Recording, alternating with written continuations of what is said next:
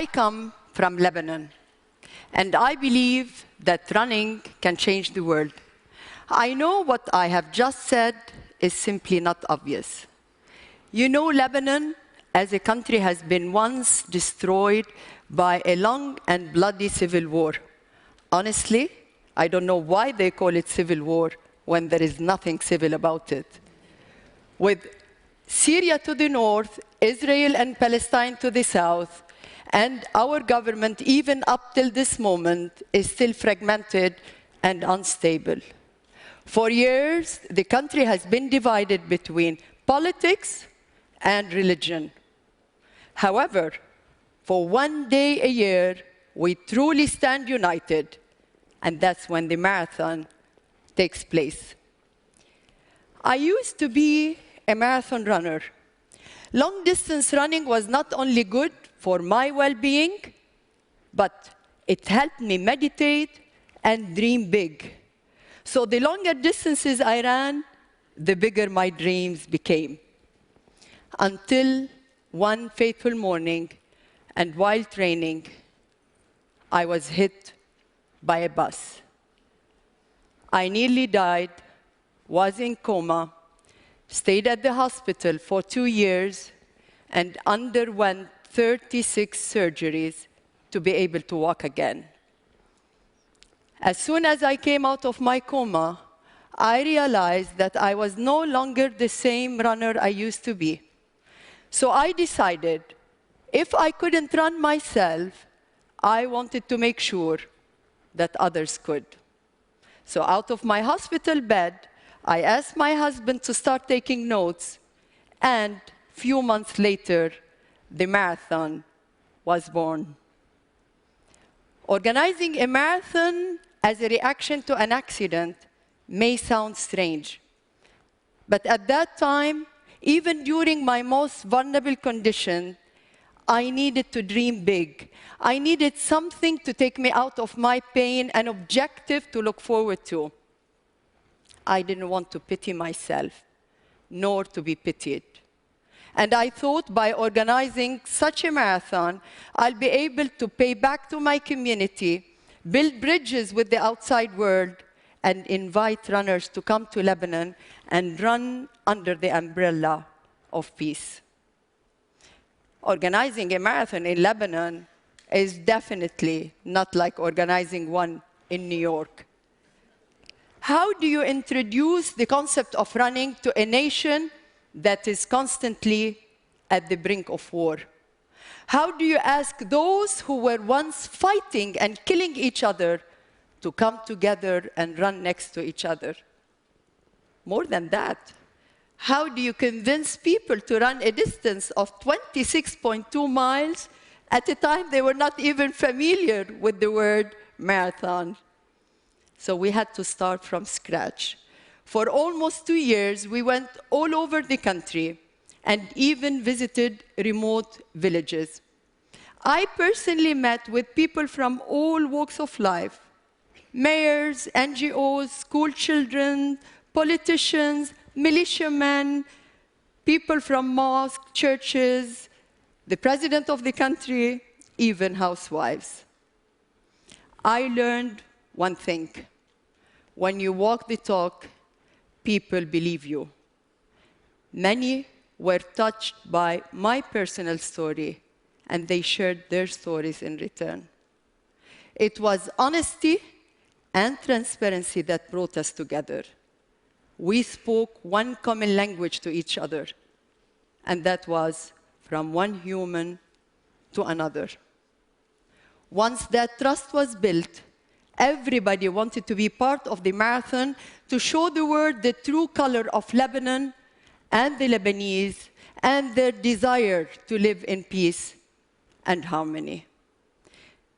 In October 2003, over 6,000 runners from 49 different nationalities came to the start line, all determined. And when the gunfire went off, this time it was a signal to run in harmony for a change. The marathon grew, so did our political problems. But for every disaster we had, the marathon found ways to bring people together. In 2005, our prime minister was assassinated, and the country came to a complete standstill. So we organized a 5-kilometer United We Run campaign. Over 60,000 people came to the start line, all wearing white T-shirts with no political slogans. That was a turning point for the marathon, where people started looking at it as a platform for peace and unity. Between 2006 up to 2009, our country, Lebanon, went through unstable years. Invasions and more assassinations that brought us close to a civil war. The country was divided again, so much that our parliament resigned. We had no president for a year and no prime minister. But we did have a marathon.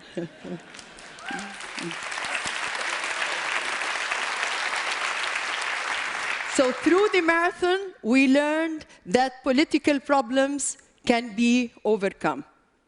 When the opposition party decided to shut down part of the city center, we negotiated alternative routes.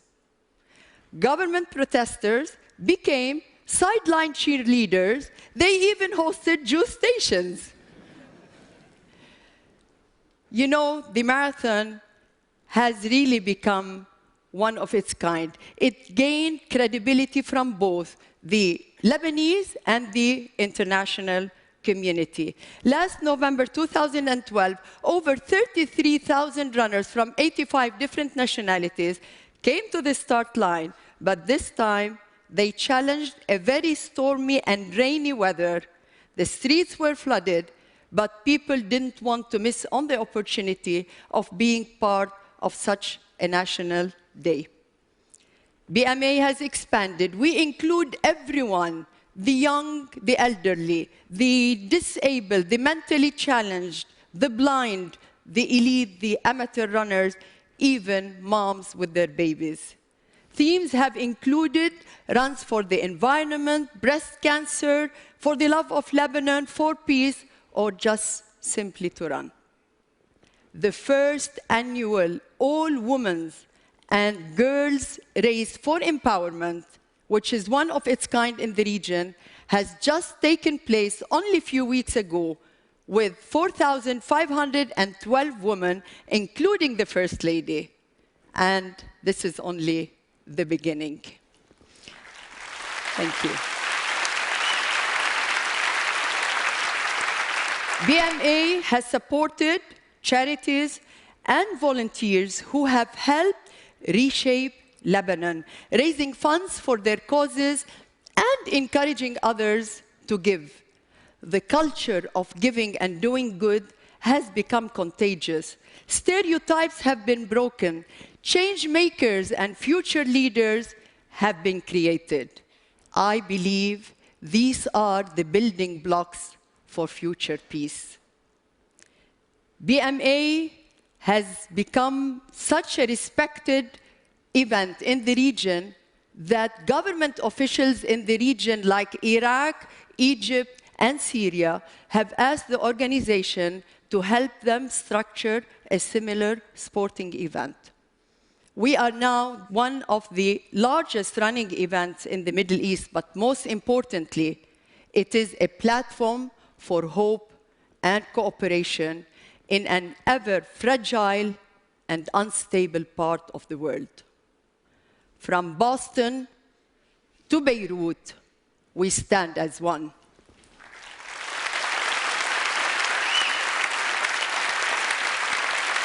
After 10 years in Lebanon, from national marathons or from national events to smaller regional races, we've seen that people want to run for a better future.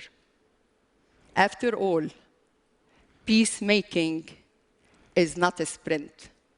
It is more of a marathon. Thank you.